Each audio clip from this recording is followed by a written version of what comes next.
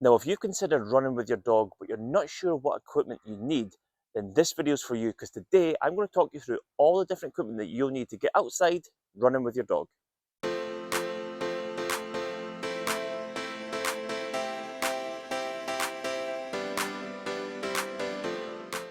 Hi, I'm Reese from the Cared Company, and welcome back to this YouTube channel. On this channel, we talk about everything that's involved in running our dog business. Now today, this is going to be the first part in a video series where I talk all about running with your dog. Now everybody's probably taken their dog out for a walk. I certainly hope everybody's taking their dog for a walk, but not everybody's ran with their dog, and getting outside and running with your dog is one of the best activities for you and for your dog. But there can be a couple of barriers to entrance. Now on this video, it's going to be video number one in a video series where I talk about everything that's going to get you off the couch outside with your dog running successfully. And on today's video, I'm going to talk about everything that's involved in the equipment that you'll need to get you running today. Now I'm going to talk through 4 different types of equipment that you can use, going from the quickest, easiest, and probably the cheapest, all the way up to the most advanced. Now you probably have some of these bits of equipment in your house already, but watch all the way through the video and I'll explain the best type of running gear that you can have for your dog. Now, full disclosure, all the pieces of equipment that I'll be showing you in this video today is from the Cared Company, which is my lovely wife's company. So make sure you check out the link in the video description below to go to the website and have a look at the gear.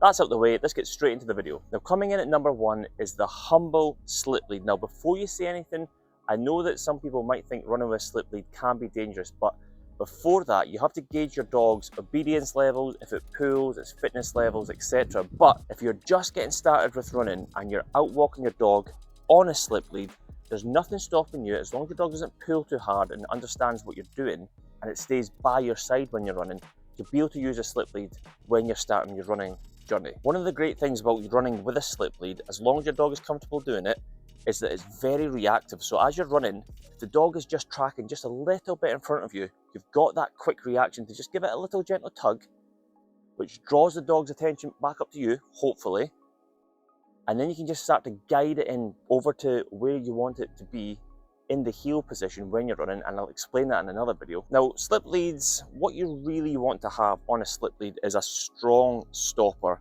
and just as long as it's comfortable within your hand. This slip lead, for me, I'm 6 foot tall. On a good day, this slip lead size is perfect for me to just slip over my hand, have it around the dog, and it should be somewhere about there for a medium-sized dog. So that's number 1. That is what you could do today. You probably have a slip lead somewhere, number 1. Now coming in at number 2 is your Humble Collar and your Humble Lead Set. This is the Journey Light collar by the Cared Company. Super lightweight, and this is just the adjustable lead. Now you most likely have some sort of combination that you have to walk your dog in the house. So again, this is another really small barrier to entrance that you'll have in the house anyway to get you out running with your dog. A couple of things you want to consider if you're going down the route of just the collar and just the lead combo is you want to make sure that the collar is lightweight, padded, and doesn't rub. Now when you walk your dog normally, there's not going to be too much friction and too much movement. But when you start to get up the speed a little bit, and your dog starts to gallop and it starts to move, the collar's going to start to move around a little bit. And again, this is really important that you understand your dog. If your dog is going to potentially pull away, or if you start running, the dog starts going like a horse, then perhaps this combo is not the right combo, and you want to look at and consider number 3 and 4, which I'll talk about in a minute. Now, another thing to consider when you're going down this route, if you choose to, is you want to make sure that you've got a good, strong connection between the lead and the collar. Now that sounds really obvious, but you can find some collars that maybe don't have the most robust connection there. Now for this collar, which is a Journey Light collar, we've got a really strong D-ring, which just clips in really seamlessly, but really strong and robustly with the adjustable lead. Again, if you're going down this route, when you've got a lead, you might want to consider having an adjustable lead, because the length in which your dog is going to be away from you when you're running compared to when you're heeling, if she's a good boy or if he's a good boy and he heels, it's going to be slightly different. So if you can consider your dog is normally walking to heel here, if you get out running and it tracks ahead a little bit, which is okay to begin with, you might want to just adjust that lead so that it's comfortable for you but also comfortable for the dog. So that's number 2, collar and lead set. You probably have one in the house. If not, this is a very sexy one. Check out the website, by the way. But this is a really small barrier to entrance for you, again, similar to the slip lead. But now we're going to move on to number 3, which is a little bit more advanced, but it gives you a little bit more flexibility, a little bit more control when you're starting to get into running with your dog. Now, coming in at number 3 is a slightly advanced setup, but there's a good chance you might have some of these gear items in home already. The number 3 for us is the Elevate harness and the double-ended training lead. Now, the use of a double-ended training lead allows you to be able to connect to a harness at 2 connection points, one at the back and one at the front. Now, some people like to use a double-ended training lead when they're heeling, and I certainly do. It's really good, enjoyable, and you get a lot of control over the dog. But when you're running, it's also great when you're starting to get moving with your dog on slightly longer distances. Having the ability to be able to control your dog from the chest and from the back does a couple of different things.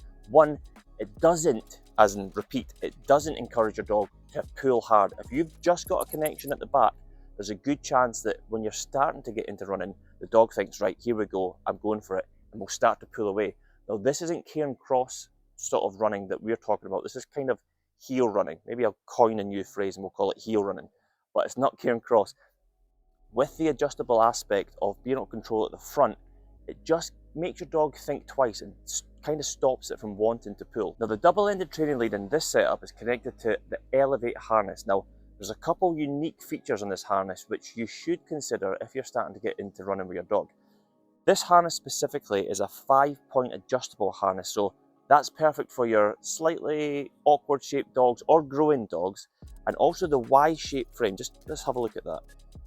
The Y-shaped angle of the front of the harness allows for free mobility of your dog, and it takes away the pressure. Instead of it being across the neck, I'm sure you've seen some dogs out there sounding like they've maybe been smoking 40 a day, but they're actually just getting choked by the harness. But this harness, specifically within the Y shape, takes the pressure off the throat and puts it across the shoulders or the chest where it should be. Other things to consider as well, if you're going to go down the harness route, is that very much similar to the collar, your dog will be very familiar if they walk with a harness, but when you start to move, that harness is going to adjust, it's going to start to tussle a little bit. There might be a little pulling points if your dog is starting to track ahead. So make sure that if you're going from walking to running, that the harness is comfortable for your dog and your dog's happy. Is the Freedom to Run bungee lead and the advanced harness. Now, let's chat a little bit about the harness before we talk on to what is arguably my favourite bit of dog gear. The advanced harness, similar to the previous harness, is Y-shaped, so it takes away the pressure across the front of the throat and puts it across the shoulders where it should be. It's similar in such that it's got the D-shaped rings for the attachment points at the back, and it allows you to connect at the front, either way at the front or slightly further back. Now, this harness is incredibly lightweight. It really, really is. What you also probably want to consider if you're going to go out running, you're probably going to be outside. If you live in the UK, you're going to get wet. You want to make sure that it's got a waterproof lining and it can dry easily, which this harness can easily do. Now, this beauty is tucked into this incredible beauty, and this is a Freedom to Run bungee lead. Now, this is my favourite bit of dog gear, one, because I just love the colour combo, but also the versatility and the actual mobility and movement that you get with this is second to none. What this has got, it's got a really easy to use single action carabiner, and I'm going to show you how to do it in single action with one hand. Twist, pull and attach. It's that simple. Oh, just dropped it. Now, if you're just starting to use this, you can use it easily in the lead function, but the way that this comes into its own is you attach it around your waist, and I'm going to do that in 3, 2, 1. Now, this Freedom to Run bungee lead attaches around your waist with the world's lightest, not officially, but the world's lightest connection point here. It sits just over your hips and allows for a hands-free running experience. This allows you to be able to have the freedom when you're running, but also hands-free if you're potentially going over something that's a little bit arduous. You want your hands free at certain points. But it also provides the bungee ability. So if your dog's starting to move ahead because you've come to an obstacle or it just turns a little bit, this bungee lead allows the dog to pull, which isn't going to pull you off your feet, but then it comes back and it brings it back into the heel position. If you come to an obstacle, whether it be a set of traffic lights, a road, or if you're out into the great outdoors, you come to a rocky area or a water area, it's got a quick little handle here, which you can then just take hold of, just pretend your dog's not spinning, take hold of, bring back to the heel, and from there you can still walk.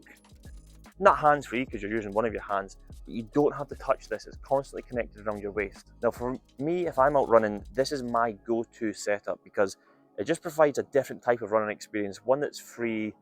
The dog really loves it, I really love it, and you've still got control of your dog when you need to. For this setup, you've got the ultra strong Carabiner and D-ring setup. That Carabiner is not going anywhere, and the D-ring's arguably even stronger. So for me, if I'm going out running for a decent run, then this is the go-to setup. And that's all the bits of equipment that you're going to need initially to start running with your dog, all the way from the slip lead and all the way up to the more advanced setup. Now, like I said, all the equipment I've shown you there is the Caird company, so get onto that website and check it out. And that's everything for today's video. Make sure you like this video and subscribe to the YouTube channel if you found this video useful in any sort of way. Make sure you watch out for future video series where I'll go into depth about how to get you outside running with your dog and having fun whilst you're doing it. But other than that, I hope you have a great day, and I'll see you in the next video. Is that right way around? Yeah. Yeah. Keep going. That's an outtake.